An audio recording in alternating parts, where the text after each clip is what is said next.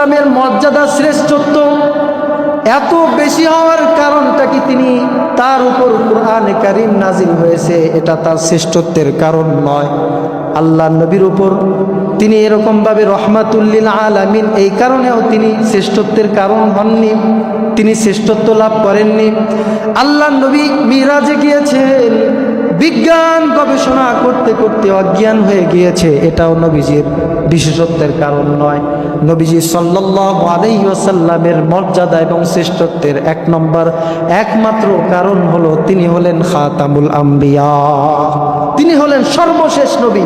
এই কারণে আল্লাহ রাসূল সাল্লাল্লাহু আলাইহি ওয়াসাল্লামের আকাশচুম্বী তার শ্রেষ্ঠত্ব আর বিশেষত্ব আর মহত্ব আর আজমত। কথা বলেন ঠিক কি ঠিক না?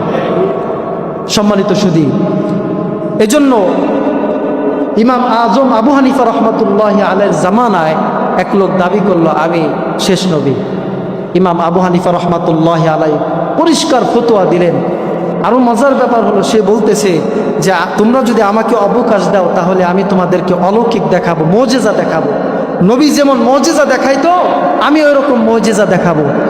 তখন ইমাম আবু হানিফা রহমতুল্লাহি আলাইহি ফতোয়া দিয়ে দিলেন যে এই লোকের কাছে কোনো মুসলমানের সন্তান যদি মুজিজা তলব করে, মুজিজা দেখতে চায়, টাটকা ফরমালিন মুক্ত সেও কাফির হয়ে যাবে, সেও কাফির হয়ে যাবে।